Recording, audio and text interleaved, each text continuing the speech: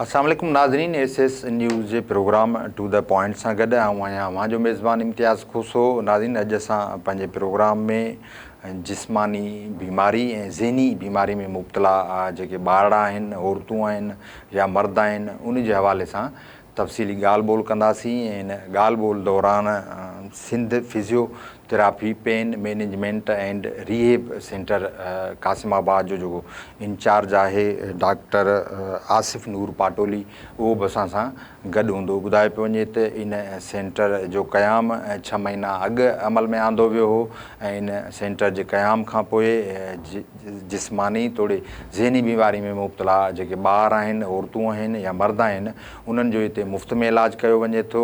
सिंध सरकार पारां इन इदारे खे सहकार कयो पियो वञे। जॾहिं त हैदराबाद में जेको सिहत खाते जा मुख़्तलिफ़ इदारा आहिनि, उहे बि इन इदारे खे मेडिसन वग़ैरह फ़राहम कनि था, जेका उहा उते जेके मुतासिर माण्हू अचनि था उन्हनि खे मुफ़्त में फ़राहम कई वञे थी। ऐं इन सेंटर जे खुलण खां पोइ जेके माण्हू अहिड़े क़िस्म जे बीमारियुनि में मुब्तला ॿारनि ऐं औरतुनि खे दरगाहनि ते या धाॻो फीणूं कंदड़ माण्हू आहिनि, उन्हनि खां वठी वेंदा हुआ, उन्हनि हाणे पंहिंजो उतां रुख चोड़ियो आहे ऐं उन्हनि खे इन सेंटर ते वठी अचनि था, जितां काफ़ी हद ताईं उन्हनि जा जेके ॿार आहिनि या मर्द आहिनि, औरतूं आहिनि, उहे हाणे सिहतयाबी ॾांहुं बि वञी रहियूं आहिनि। नाज़रीन, असांजी कोशिशि हूंदी त हिन प्रोग्राम में असां जेको इंचार्ज आहे डॉक्टर आसिफ़ नूर पाटोली, उनखां समूरनि मामलनि ते ॻाल्हि ॿोल कंदासीं त जीअं जेके माण्हू इन इदारे ताईं नथा पहुची सघनि, उन्हनि खे उते पहुचण में आसानी थिए। नाज़रीन, असां सां Sindh physiotherapy pain management and rehab centre जो executive director doctor Asif Noor Patoli मौजूदु आहे। इन खां पुछंदासीं त अव्हांजो जेको सेंटर आहे उनजो क़याम कॾहिं अमल में आयो आहे ऐं हिते कहिड़े क़िस्म जा जेके मरीज़ आहिनि उहे अचनि था ऐं उन्हनि जो इलाजु थिए थो। अस्सलाम डॉक्टर साहब। वालेकुम सर, ख़ुशि आहियो, कीअं तबियत कीअं तव्हांजी? अलाए अहसान सर, वॾी महिरबानी एस न्यूज़ खे तव्हां टाइम ॾिनो। डॉक्टर साहब, मुंहिंजो पहिरियों सुवालु आहे त तव्हांखे जो कीअं ख़्यालु आयो इन इदारे खे तव्हां हिते तामीर करायो ऐं हाणे हुते बाज़ाब्ता तौरु कम जी शुरूआति थी आहे। हिते कहिड़े क़िस्म जा जेके मरीज़ आहिनि, ॿारड़ा औरतूं या मर्द, उहे हिते अचनि था ऐं उन्हनि जो इलाजु थिए थो? सर, फस्ट ऑफ ऑल तव्हांजी वॾी महिरबानी तव्हां सां इनवाइट कयो। ऐं जेको तव्हां सुवालु हो त जीअं कीअं स्टार्ट कयो हीउ डिपार्टमेंट।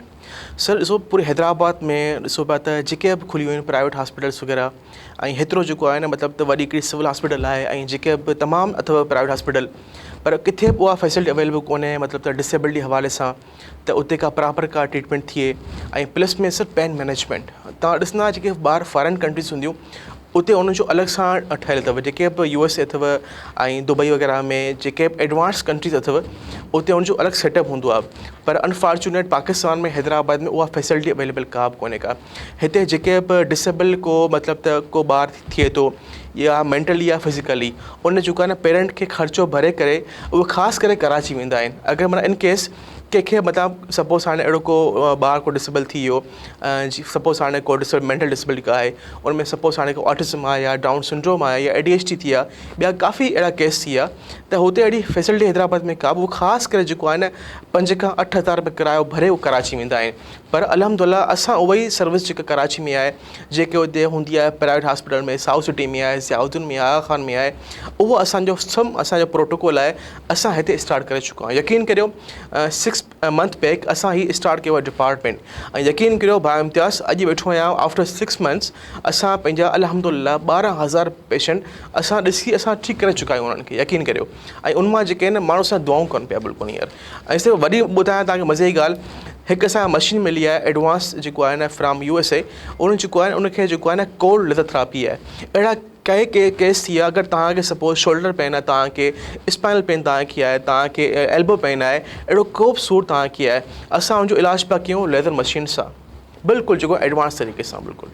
अच्छा डॉक्टर साहब, तव्हांजो जेको इदारो आहे इन में भला का कैटेगरी रखियलु आहे त हिते सिर्फ़ु तव्हां वटि मासूम ॿार ई अचनि था जेके अहिड़ी क़िस्म जी बीमारी में मुब्तला आहिनि, या मर्द हज़रात बि अची सघनि था, औरतूं आहिनि असांजी ॿाहिराड़ी में जेके उन्हनि खे बि तकलीफ़ हुजे थी उहे बि तव्हां वटि अचनि? इन्हनि जी तरीक़ेकार छा आहे? तव्हां वटि कीअं उहे माण्हू मुतासिर जेके रजिस्टर्ड थियनि था ऐं घणा ॾींहं उन्हनि जी ट्रीटमेंट हले थी? सर बिल्कुलु, इन खे आउं चाहियां पियो त हीअ असांजो जेको फस्ट असांजो डिपार्टमेंट आहे पूरे जेको आहे न हैदराबाद लेवल ते। ॿिया जेके बि हिते डिपार्टमेंट ॾाढा खुलियल अथव उते जेको आहे न फैसिलिटी छा हूंदी आहे, हीअ ख़ाली पीड्स लाइ, हीअ अडल्ट्स लाइ, पर हीअ असांजो फस्ट डिपार्टमेंट आहे। हिते जेको आहे न सभु तव्हां इलाजु करे सघो था, पीड्स खां वठी अडल्ट्स ताईं। PHC असां वटि अलॻि कैटेगरी ठहियल आहे। अहिड़े कंहिं बि मतिलबु त ॿार थी विया ऑटिज़म आहे, डाउन सिंड्रोम आहे, ADHD थी विया, जेके आहे अहिड़ा ॿार अचनि था जेके माना प्रॉपर सां ॻाल्हाइनि कोन था, उनजी स्पीच थेरेपी तमामु जेको आहे न महांगी अथव पूरे हैदराबाद में। यकीन करियो हिकिड़ो ग़रीब त अफोर्ड कोन थो करे सघे, पर हिकिड़ो जेको मतिलबु जेको हिकिड़ो माण्हू मिडिल क्लास जो आहे उन खां बि जेको आहे न अफोर्ड खां माना ॿाहिरि निकिरी वञे थो। उहा ई जेका असां हिते सर्विस प्रोवाइड कयूं था बिल्कुलु फ्री ऑफ कॉस्ट में। असांजी ख़ाली त 100 रुपया हूंदी आहे सर्विस चार्ज। अगरि उहो को ॾियणु चाहे थो त ॾे, अदरवाइज़ को मसइलो कोन्हे को। सर ॿी ॻाल्हि जेको तव्हां पुछो त जेको अडल्ट्स जे लाइ मतिलबु हाणे उहो असां हिते स्टार्ट कयो आहे फिज़ियोथेरेपी जेको आहे। अहिड़े माना कंहिं बि केस थियनि था जेको उनखे माना सूर स्टार्ट थियनि था या जिस्मानी कमज़ोरी आहे या जोड़नि जो सूर आहे, असां उनजो इलाजु पिया करियूं एडवांस तरीक़े सां, बिल्कुलु एडवांस मशीन आहे। अगरि उहो इलाजु तव्हां किथां प्राइवेट करायो था कराची मां, उनजी चार्ज तक़रीबन 30 खां 40,000। असां उहो चार्ज पिया कयूं ख़ाली 100 रुपए में, उहा विथ गारंटी सां। ऐं अलहमदुलिल्लाह वरी ॿुधायां तव्हांखे आउं ख़ुशख़बरी हैदराबाद जे आवाम जे लाइ त यकीन करियो असां हाणे रिसेंटली हफ़्तो पहिरियां असां जेको MOU साइन थियो आहे जेको आहे न DHO साहिब सां ऐं DHO हैदराबाद, ऐं अलहमदुलिल्लाह असां जेको आहे हाणे असां फ्री कया मेडिसिन जेको आहे न सभिनि जे लाइ। अच्छा, असांजे जेके नाज़रीन आहिनि ज़ाहिर आहे उहे सम्झी सघनि तव्हांजी सॼी प्रोसेस खे, त असांजे सुवाल जो मक़सदु बि इहो आहे त तव्हां इहो बिल्कुलु क्लियर कट असांखे ॿुधायो त हिते घणी एज जा माण्हू तव्हां वटि इलाज लाइ अची सघनि था ऐं घणी एज खां घणी एज ताईं तव्हां इलाजु नथा करे सघो। सर बिल्कुलु हीअ जेको तव्हां एज पुछो पिया, सिंपल इहो आहे त जेको ॿारु ॼमे थो, हाणे सपोज़ 1 साल खां वठी 50 खां 55 ईयर्स ताईं असीं इलाजु करे सघूं था। ऐं ॿियो तव्हां चयो त इलाज जा असांजी रिक्वायरमेंट छा आहे, असांजी रिक्वायरमेंट को बि कोन्हे को। अहिड़ो को पेशेंट आहे असां डायरेक्ट अप्रोच करे पंहिंजो जेको आहे न फॉर्म फिल करे इलाजु स्टार्ट कराए, नो वेटिंग। सपोज़ कयो डॉक्टर साहब हिकिड़ो माण्हू ॿारु ॼमे थो, जिस्मानी कमज़ोरी में हलियो वञे थो, उनजी दिमाग़ी हालत ख़राबु थी वञे थी, त ॿाहिराड़ी में अञा ताईं माण्हू जेके आहिनि जिन जिते इल्मु न आहे, तालीम न आहे, उते माण्हू उन मुगालते में हलिया वेंदा आहिनि त ख़ुदा न ख़ास्ता हिनखे जन्नाती ऐं गैबाती असरु थी वियो आहे, त इहे माण्हू कीअं माना उहे सभु शयूं छॾे ऐं तव्हां वटि पहुचनि? सर बिल्कुलु हीअ तव्हांजी वॾी महिरबानी आहे SS न्यूज़ जी। हीअ जेको प्लेटफॉर्म आहे असां सभिनी खे इंफॉर्म कयूं था। अहिड़ो किथे ॿारु अचे थो उनमें घबराइण जी ज़रूरत का बि कोन्हे। हाणे साइंस तमामु एडवांस थी वई आहे, उनजो प्रॉपर इलाजु अवेलेबल आहे ऐं असीं उनजो इलाजु प्रॉपर कयूं पिया हैदराबाद सिटी में। बिल्कुलु जेको आहे न तव्हांजो फ्री ऑफ कॉस्ट में हूंदो ऐं बिल्कुलु सुठो इलाजु आहे। उनमें प्रॉपर जेको आहे न सही तव्हांखे गाइड कयो हूंदो त तव्हांजे ॿार सां मसइलो छा आहे, उनखे हाणे कहिड़ी थेरेपीस नीड आहे, उनखे हाणे छा करणु खपे, माना सॼो जेको आहे न A to Z उनखे ट्रीटमेंट उनखे प्लान ॾिनो हूंदो।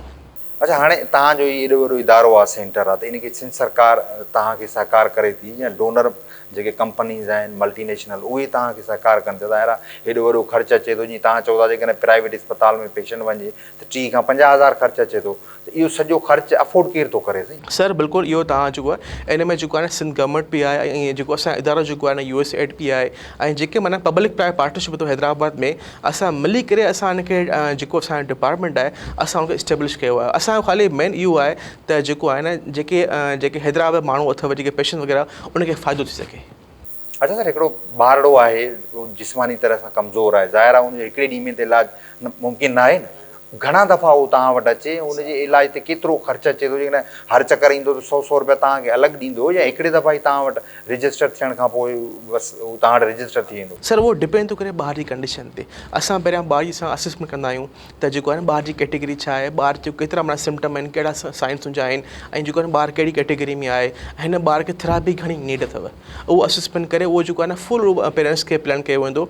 असां छा कंदा आहियूं, हाणे सपोज़ अहिड़ो को ॿारु आहे मतिलबु जेको ॻाल्हाए कोन पियो सघे, उनजी स्पीच थेरेपी नीड आहे, पोइ असां छा कंदा आहियूं, असां उनजी स्पीच थेरेपी कंदा आहियूं जेको आहे न थ्राइस अ वीक या ट्वाइस अ वीक।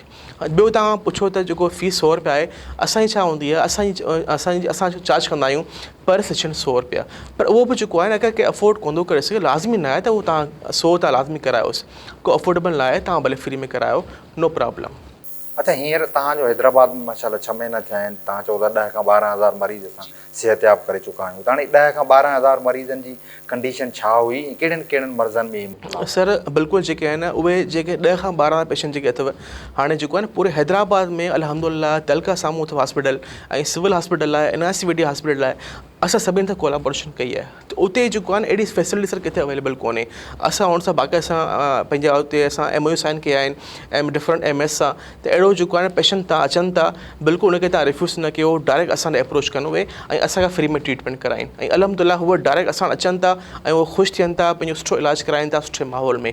ऐं बिल्कुलु उहे जेके तव्हां चओ पिया, काफ़ी उनमें अहिड़ा अथव जेके मतिलबु त जेके स्ट्रोक थियल आहे या शोल्डर फ्रोज़न आहे या डिस्क प्रॉब्लम आहे या अहिड़ा काफ़ी जेके हीअं नया प्रॉब्लम स्टार्ट थी हाणे जेको आहे न हींअर जेको माना जीअं IT जो दौर आहे ऐं जेका प्रॉपर माण्हू जी डाइट कोन्हे उन सां जेको आहे न मसइला काफ़ी थींदा पेन मैनेजमेंट जा। हाणे जेका मुंहिंजी स्पेशलिटी अथव पेन मैनेजमेंट में, अगरि तव्हांखे को पेन थिए थो, शोल्डर पेन आहे, सर्वाइकल पेन आहे, एल्बो पेन आहे, एंकल स्प्रेन आहे, जेके बि डिफरेंट शयूं थियूं असां उनजो सुठो इलाजु कयूं था विथ गारंटी सां। जॾहिं उहो असां अचे थो पेशेंट, असां वठूं था सेशन 3 खां 4, यकीन गारंटी सां उहो पेन ख़तमु थिए थो।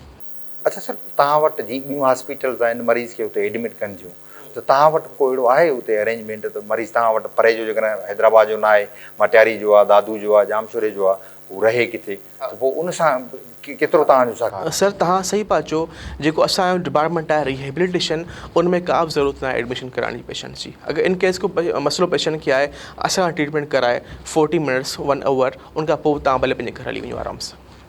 अच्छा, तव्हां हिते एज़ ए एग्ज़ीक्यूटिव डायरेक्टर आहियो, डॉक्टर बि आहियो, ज़ाहिर आहे मरीज़ ॾिसो था, तव्हांखे का क़तर मां ऑफर थी हुई, हुनजे बावजूदि बि तव्हां चओ था त हिते जेके हैदराबाद जा सिंध जा माण्हू आहिनि उन्हनि जी ख़िदमत कजे, मरीज़नि खे उन्हनि जो इलाजु कजे, त हीउ सेंटर तव्हांजो हैदराबाद ताईं महदूदु आहे या हैदराबाद रेंज या ॿिया जेके ज़िला आहिनि उतां जा मरीज़ तव्हां वटि अचनि? सर बिल्कुलु, जेको अल्हम्दुलिल्लाह जेके मूं तव्हां ज़िक्र कयो हो, असां ट्रीट कया आहिनि 12,000 पेशेंट्स। उन 12,000 पेशेंट्स में उहो जेको आहे न, उहो जेको आहे असां वटि पेशेंट आया अथव डिफरेंट जेको आहे सिटीज़ खां। उनमें जेको आहे नवाबशाह आहे, टंडो आदम आहे, टंडो मोहम्मद ख़ान आहे, लाड़काना, सखर, असां सभिनि असां कैप्चर वग़ैरह पेशेंट कयूं पिया उहो जेको आहे न।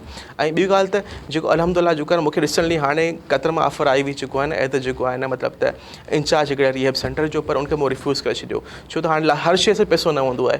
ऐं जेको मुंहिंजी कोशिशि इहा आहे त आउं जेको हैदराबाद आवाम जे लाइ उनखे आउं सर्व करणु चाहियां थो। जेके उनखे मसइला अथव मतिलबु त डिसेबिलिटी हवाले सां या पेन मैनेजमेंट हवाले सां, उनखे आउं बहितर करणु चाहियां थो। ॿियो तव्हां जेको सवाल पुछो, जेके तव्हां ब्रांचिस वग़ैरह, अल्हम्दुलिल्लाह हैदराबाद सिटी में असांजो 3 अथव ब्रांच सां खोलण जूं।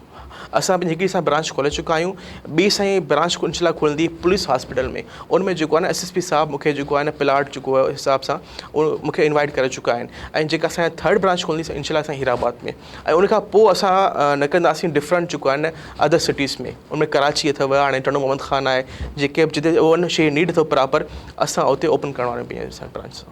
अच्छा दादा, मुंहिंजो आख़िरी सुवाल तव्हां खां, उहे मुतासिर माइट जेके वीचारा पंहिंजे नंढड़ा मासूम ॿार ॾिसनि था, जिस्मानी कमज़ोरी जे करे डिस्टर्ब आहिनि या दिमाग़ी बीमार जे, उन्हनि जो लाड़ो होॾां धागनि फीड़नि न हुजे थो, उन्हनि लाइ तव्हांजो कहिड़ो पैगाम आहे, उहे कीअं तव्हां ताईं रसद कनि? बिल्कुलु, उनखे आउं स्ट्रिक्टली चवां थो, बहितर ॾिसो लाज़मी ॻाल्हि हिकिड़ो चवंदा आहिनि शफ़ात अलाह जे हथ में आहे।